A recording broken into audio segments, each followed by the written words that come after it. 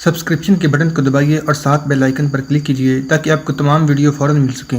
اس video پسند آنے کی صورت میں اسے لائک، کمنٹ اور شیئر کرنا مت بھولیں۔ انطاکیہ کا عیسائی حاکم ریمنڈ اپنی بھتیجی ملکہ ایلیس سے بہت سا سونا لے کر واپس آ چکا تھا اور بڑی رازداری کے ساتھ ایک مضبوط فوج تیار کر رہا تھا۔ پھر وہ 5000 منتخب سوار لے کر حلب کی طرف بڑھا۔ پھر جیسے ہی سلطان نور الدین محمود زنگی کے جاسوسوں نے خبر دی، سلطان 3000 سواروں کے ساتھ حلب سے نکلے اور انیب کے مقام پر خیمہ زن ہو گئے۔ ریمنڈ کا لشکر یہاں پہلے ہی پہنچ چکا تھا۔ 21 صفر 544 ہجری کو دونوں لشکروں کے درمیان جنگ چھڑ گئی۔ ریمنڈ کو اپنے اسلحے اور سپاہیوں کی کثرت پر ناز تھا۔ سلطان نور الدین محمود زنگی نے اپنی پرانی جنگی حکمت عملی کے تحت لشکر کو 2 حصوں میں تقسیم کر دیا۔ ایک کی نگرانی وہ خود کر رہے تھے اور دوسرے کی قیادت اسد الدین شیرکو کر رہا تھا۔ شیرکو کا طریقہ تھا کہ وہ ہر جنگ میں یوسف کو اپنے ساتھ رکھتا تھا۔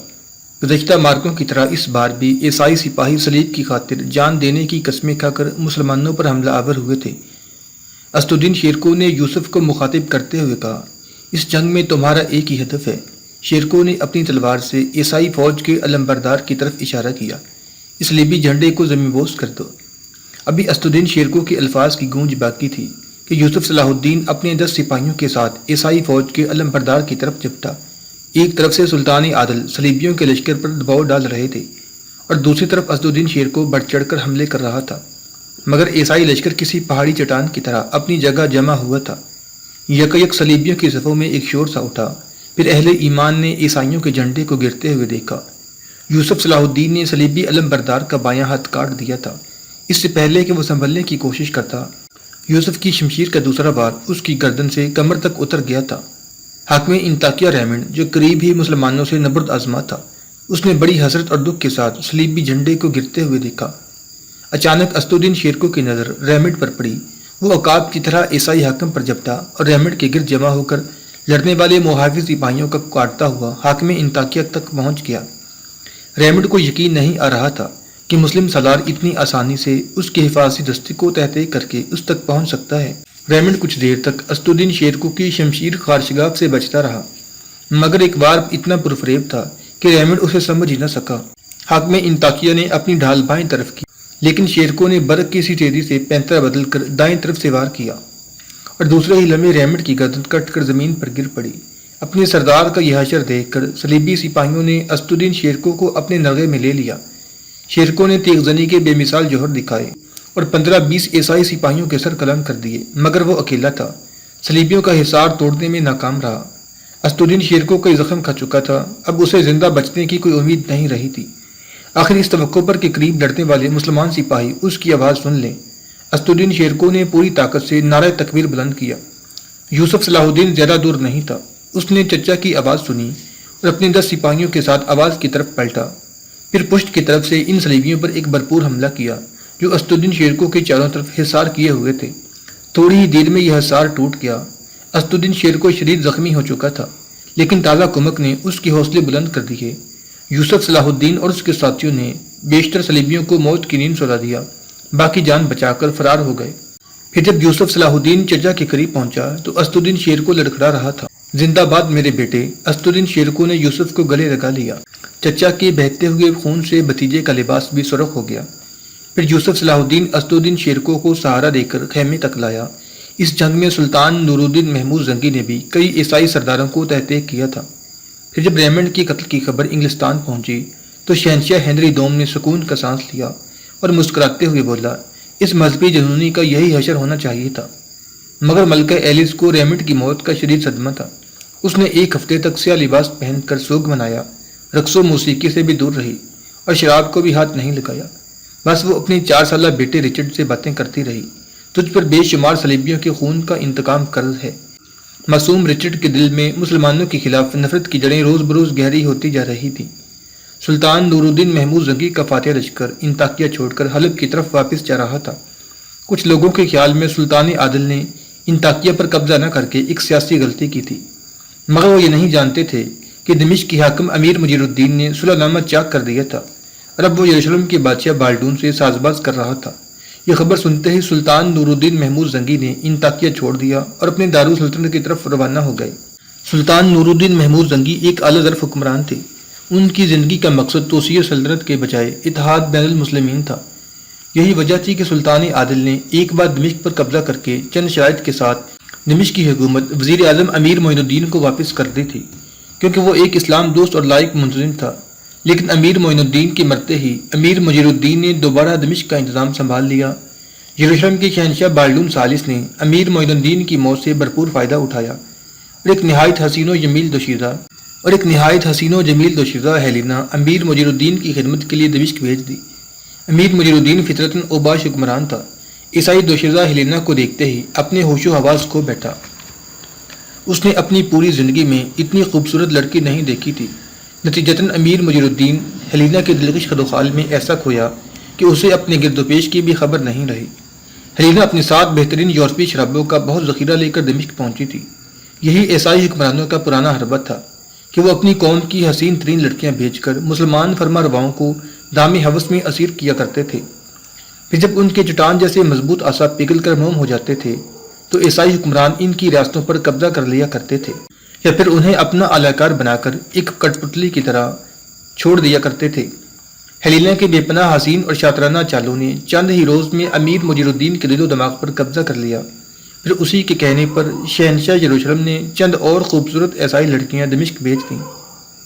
ہیلینا کے منصوبے کے مطابق یہ لڑکیاں دمشق کے فوجی سالاروں کی خلوتوں میں اب میدان جنگ میں فوجی مشقوں اور رقص شمشیر کی بجائے بند کمروں میں رقص سراہی و جام شروع ہو گیا اور عیسائی لڑکیاں ساکی گری کے فرائض انجام دینے لگیں۔ دمشق کے وہ فوجی سالار جن کے آہنی ہاتھ کمانیں توڑ دیا کرتے تھے، شراب و شباب کے اثر سے اتنے کمزور ہو گئے کہ وہ مشکل عیسائی نازنینوں کے ریشمی آنچل کا بوجھ اٹھا سکتے تھے۔ پھر ایک دن شاہ یروشلم بالڈون ثالث اور والی دمشق امیر مجیر الدین کے درمیان ایک خفیہ معاہدہ طے پا گیا۔ اس معاہدے کی صرف دو بنیادی شقیں تھیں۔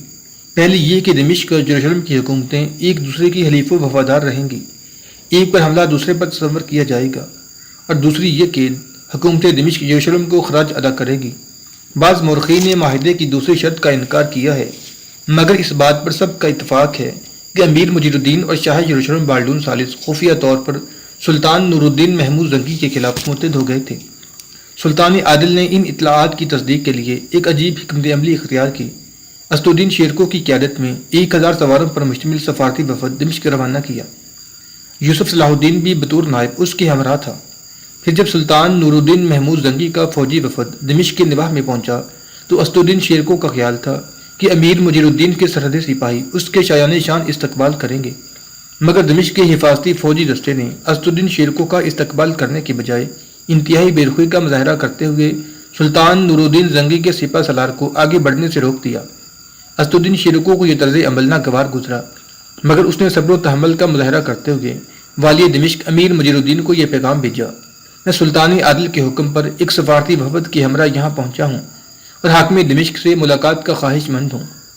پھر جب دمشق کا ایک فوجی افسر اس درخواست کا جواب لے کر واپس آیا تو جوشی غضب سے اسدالدین شیرکو کا چہرہ سرخ ہو گیا۔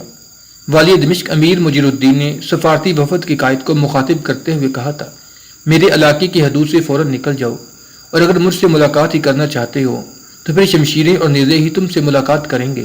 امیر مجیر الدین کا تحقیر آمیز جواب سن کر اسدالدین شیرکو چند لمحوں کے لیے جذبات سے مغلوب ہو گیا اور اس نے سوچا کہ یہ ملاقات اسی وقت ہو جائے، مگر شیرکو کو جنگ کی اجازت نہیں تھی۔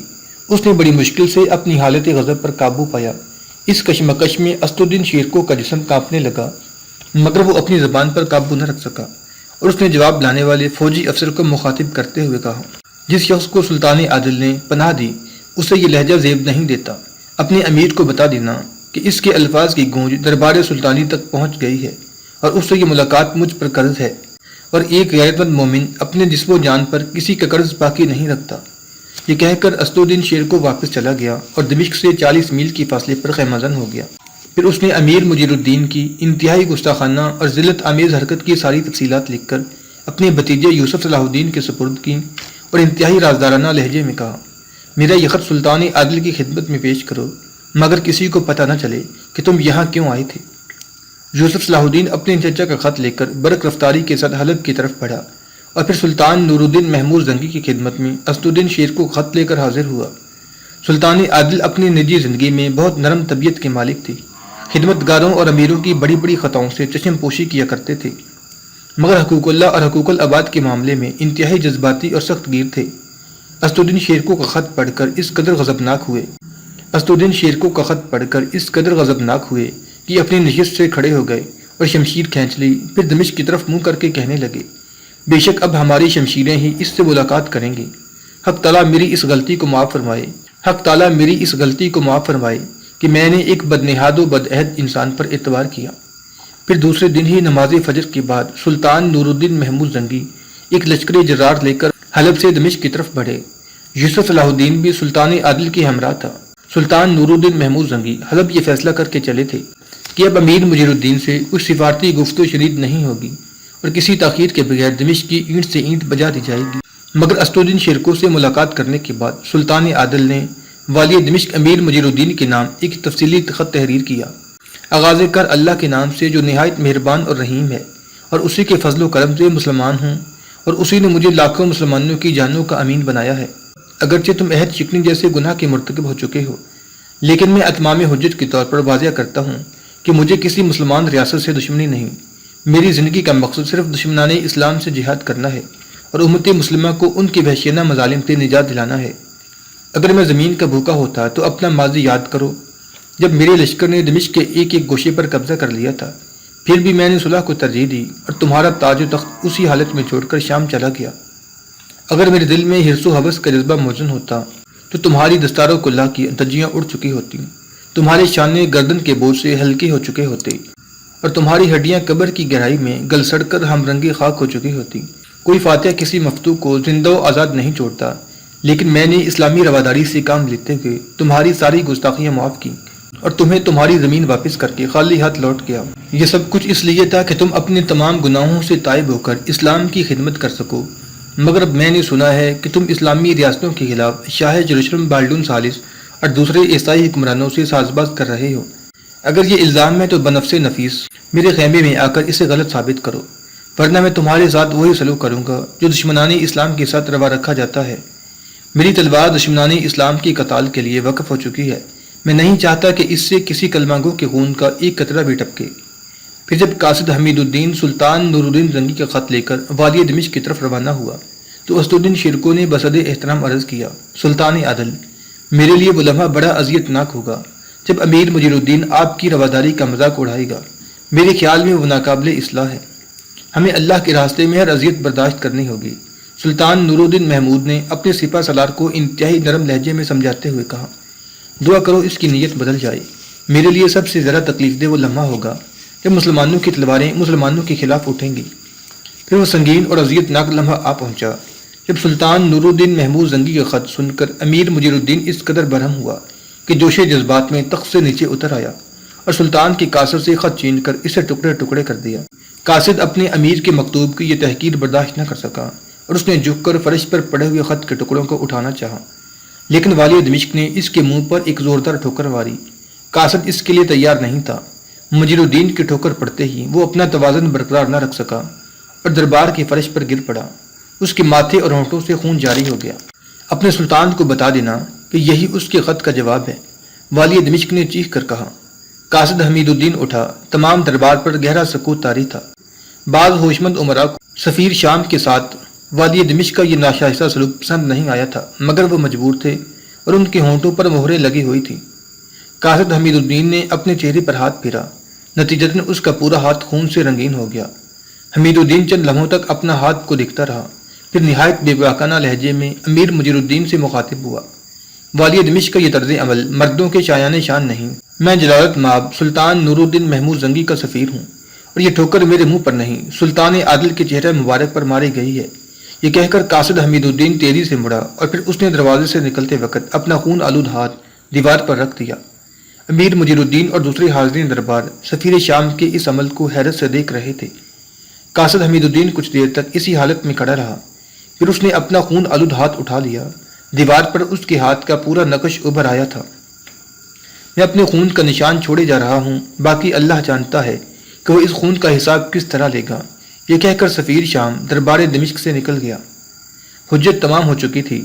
سلطان نور الدین محمود زنگی نے اپنے قاصد کا زخمی چہرہ دیکھا، شمشیر بے نیام کی اور اپنے لشکر کو دو حصوں میں تقسیم کر دیا۔ مشرق کی طرف سے اسد الدین شیرکو نے زبردست حملہ کیا، یہاں تک کہ وہ یلغار کرتا ہوا شہر پناہ تک پہنچ گیا۔ امیر مجیر الدین کا لشکر مسلسل پسپا ہو رہا تھا، یہاں تک کہ وہ شہر کے دروازے بند کرنے پر مجبور ہو گئے۔ دوسری طرف شمال سے سلطان نور الدین زنگی نے بھرپور حملہ کیا۔ یوسف صلاح الدین کسی محافظ سپاہی کی طرح سلطان عادل کے دشمدوش جنگ کر رہا تھا۔ والی دمشق کے لشکر نے یہاں بھی وہی حکمت عملی اختیار کی، میدان سے فرار ہو کر شہر کے دروازے بند کر لیے اور فصیلوں پر سے آگ برسانی شروع کر دی۔ 3 دن تک یہی عمل جاری رہا۔ سلطان نور الدین محمود زنگی ذہانت و فراست کے ساتھ دشمن کی آگ سے اپنے سپاہیوں کو بچاتا رہا۔ پھر جب امیر مجیر الدین کے سپاہیوں کے بازو شل ہو گئے اور آگ کا طوفان رکا تو سلطان نور الدین محمود نے ایک فیصلہ کن حملہ کیا اور شمال کی جانب فصیل میں گہرا شگاف ڈال دیا۔ پھر اس شگاف سے سلطانی فوج شہر کے اندر داخل ہو گئی۔ اس وقت سلطانی عادل کا پرچم یوسف صلاح الدین کے ہاتھ میں تھا۔ مجیر الدین کی فوج پہلے ہی اپنے امیر سے بیدار تھی۔ اس نے سلطان کے لشکر کو دیکھتے ہی ہتھیار رکھ دیے اور نور الدین زنگی سے امان کے طالب ہوئے۔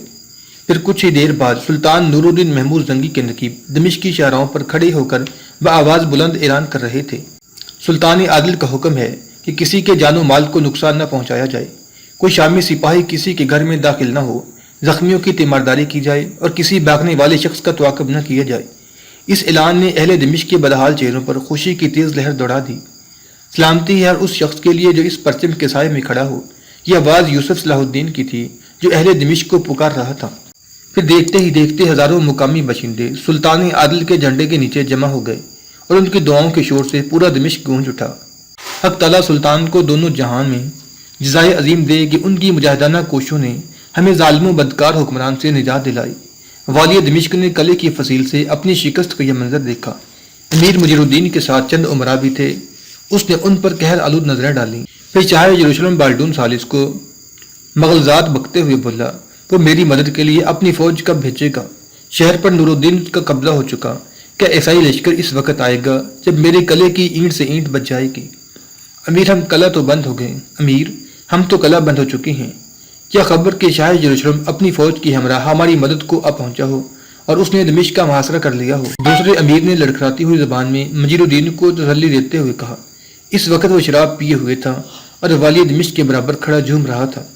ڈوبتے کو تنکی کا سہارا بہت ہوتا ہے، اس محاورے کے مطابق اپنے امیر کی بات سن کر والی دمشق کے ہونٹوں پر اداس مسکراہٹ ابھر آئی۔ خدا کرے ایسا ہی ہو۔ پھر امیر مجیر الدین اپنے وزیروں اور مصاحبوں کے ساتھ قلعے کے محفوظ ترین تہخانے میں چلا گیا۔ دمشق پر سلطان نور الدین محمود زنگی کے حملے کی خبر سن کر شاہ یروشلم بالڈون ثالث نے امیر مجیر الدین کی مدد کے لیے ایک فوجی دستہ دمشق کی طرف روانہ کیا، مگر اسد الدین شیرکو کا دماغ جاگ رہا تھا۔ اس نے دمشق کے تمام مضافاتی علاقوں کی سخت ناکہ بندی کر دی تھی۔ بالڈون ثالث کا لشکر ادھر آیا تو اسد الدین شیرکو کے ایک فوجی دستے نے عیسائی سپاہیوں کا تعاقب کیا۔ صلیبیوں نے فرار ہو جانے میں ہی عافیت سمجھی، وہ معمولی سی مزاحمت کے بغیر اپنی جانیں بچا کر بھاگ گئے۔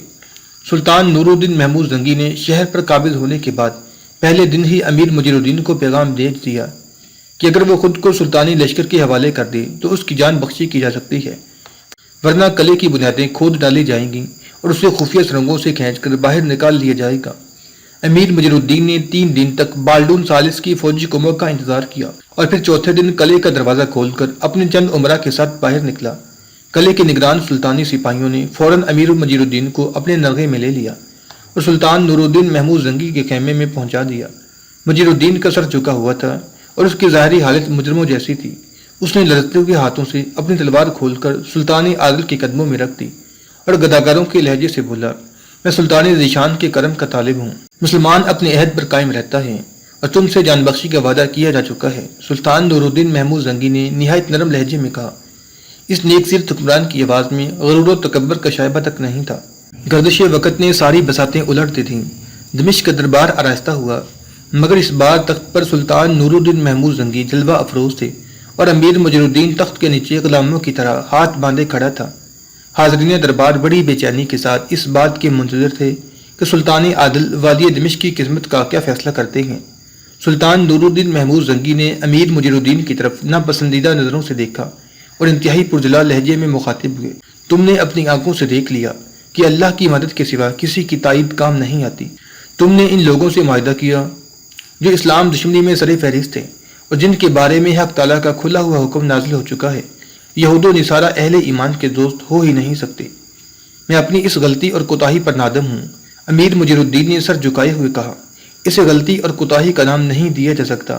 سلطان نور الدین محمود زنگی کی آواز کچھ اور بلند ہو گئی۔ یہ اسلام کے خلاف کھلی ہوئی بغاوت تھی۔ میں نے تمہیں بار بار موقع دیا کہ اس گناہ عظیم سے تائب ہو جاؤ، مگر تم نے میرے خط اور سفیر کے ساتھ وہ سلوک کیا جو برے سے برا کافر حکمران بھی روا نہیں رکھے گا۔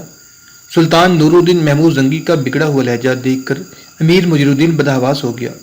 سلطان مجھے میری زندگی کی ضمانت دے چکے ہیں۔